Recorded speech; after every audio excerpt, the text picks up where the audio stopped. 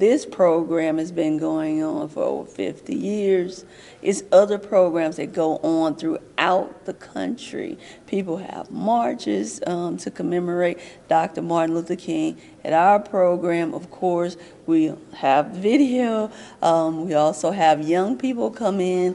They give some of his speeches. I have a dream today. I have a dream that one day, down in Alabama, with his vicious racists, with this governor. Well, for this program, we have consistently had a program celebration on the national day of his birthday. And one of the things that we've tried to do is make certain that the community had a place, a time that was set aside to talk about and hear about the legacy of this great leader to help keep the dream alive. So we have to keep that information out to the young people and at their level. That's why you see a lot of youth involved in our program.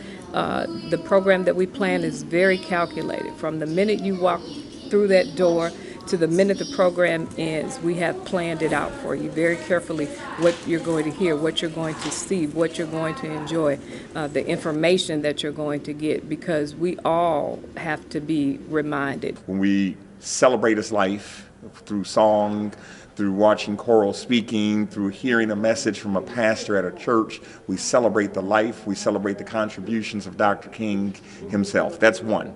The second thing is this committee goes out and educates the students as often as we can on here is the life that he lived, here are the contributions that he made, and we need to continue educating. But the third piece is to actually, and I think this is the most important, actually teach by living a certain way.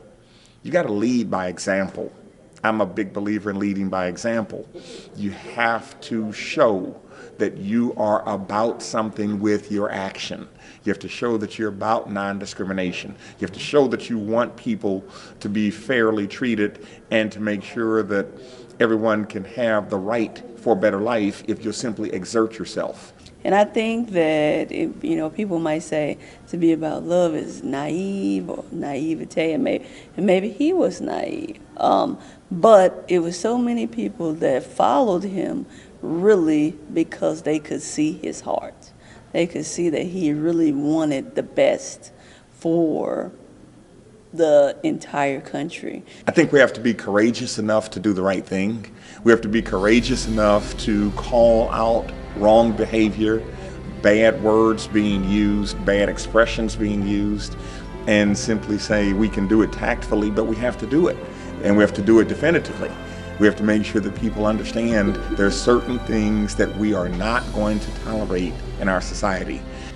People are trying more and more to, uneducate black kids about things like this. This stuff is important for us to know. It's important to know who we are, what we originated from, and why are we still fighting today.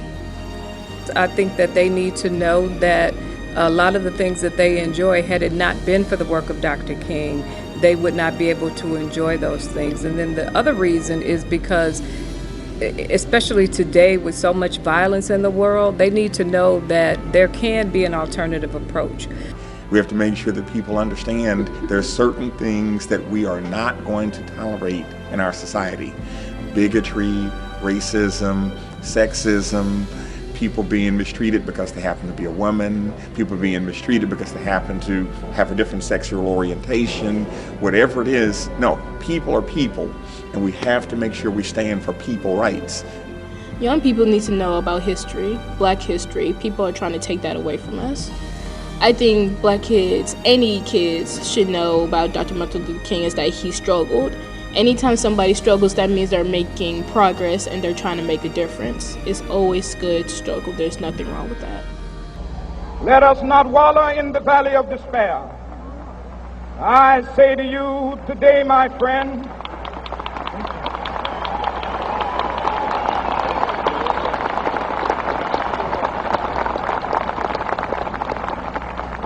so even though we face the difficulties of today and tomorrow, I still have a dream. It is a dream deeply rooted in the American dream.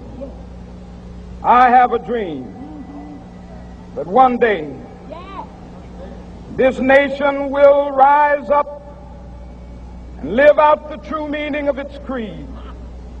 We hold these truths to be self-evident, that all men are created equal.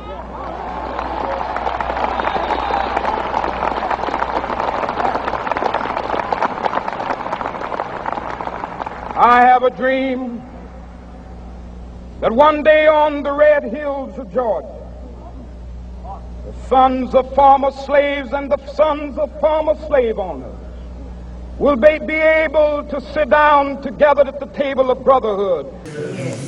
I have a dream that one day, even the state of Mississippi, instead of faltering with the heat of injustice, faltering with the heat of oppression, will be transformed into an oasis of freedom and justice. I have a dream that my 4 little children will one day live in a nation where they will not be judged by the color of their skin, but by the content of their character. I have a dream today. I have a dream that one day, down in Alabama, with his vicious racists, with his governor, having his lips dripping with the words of interposition and nullification. One day, right there in Alabama, little black boys and black girls will be able to join hands with little white boys and white girls as sisters and brothers. I have a dream today. I have a dream that one day every valley shall be exalted, and every hill and mountain shall be made low, the rough places will be made plain, and the crooked places will be made straight, and the glory of the Lord shall be revealed, and all flesh shall see it together. This is the faith with which I return to the South. With this faith, we will be able to hew out of the mountain of despair a stone of hope. With this faith, we will be able to transform the jangling discords of our nation into a beautiful symphony of brotherhood. With this faith, we will be able to work together, to pray together, to struggle together, to go to jail together, to stand up for freedom together, knowing that we'll be free one day. And this will be the day. This will be the day when all of us will be able to sing with you in. My country, 'tis of thee. Free land of liberty, of thee I sing. Land where my fathers died, land of the pilgrim's pride. From every mountainside, let freedom ring. And if America is to be a great nation, this must become true. And so let freedom ring. From the prodigious hilltops of New Hampshire, let freedom ring. From the mighty mountains of New York, let freedom ring. From the heightening Alleghenies of Pennsylvania, let freedom ring. From the snow-capped Rockies of Colorado, let freedom ring. From the curvaceous slopes of California. But not only that, let freedom ring from Stone Mountain of Georgia. Let freedom ring from Lookout Mountain of Tennessee. Let freedom ring from every hill and every molehill of Mississippi, from every mountainside. Let freedom ring. And when this happens, when we let freedom ring, when we let it ring from every village and every hamlet, from every state and every city, we will be able to speed up that day when all of God's children, black men and white men, Jews and Gentiles, Protestants and Catholics, will be able to join hands and sing in the words of the old Negro spiritual, free at last, thank God Almighty.